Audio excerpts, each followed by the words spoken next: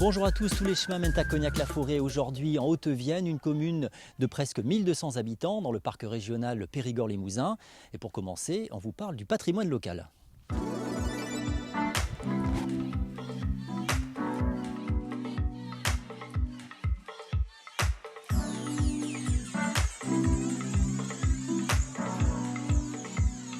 Le bourg, il s'est construit autour du château. C'est un château primitif du XIIe siècle vraisemblablement. Et vous le voyez actuellement dans l'état où il a été reconstruit aux environs à partir de 1820. Il y avait une activité là importante du coup ici ? Il n'y avait pas d'activité particulière. L'activité, c'est simplement au XXe siècle la ganterie.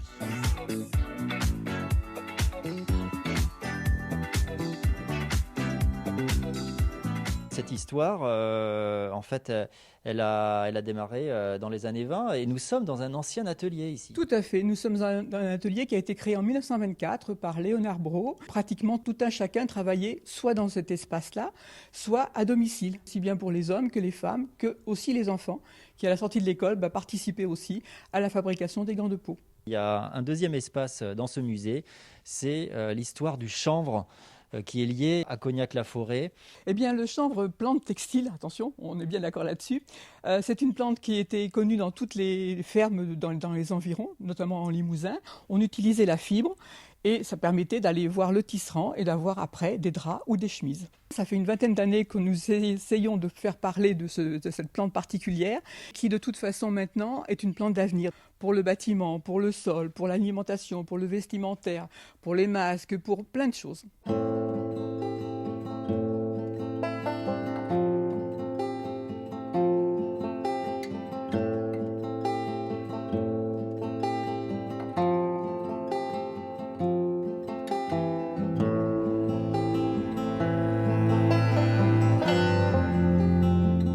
Bonjour.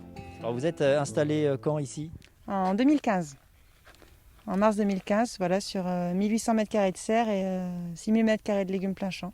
Des courges, des tomates, poireaux, carottes, fenouil, céleri, haricots verts, haricots demi-secs, choux raves, plein de choux. C'est une activité qui fonctionne bien sur ce territoire à petite échelle et en diversification. Il faut arroser. C'est la base du maraîchage. Après, les légumes, c'est à l'heure qu'on vient. Si on arrive à suivre en arrosage, c'est un bon atout quand même. C'est plus compliqué, mais là, l'été, ce qui se poursuit, c'est plutôt pas mal pour les courgettes et les tomates, les haricots aussi.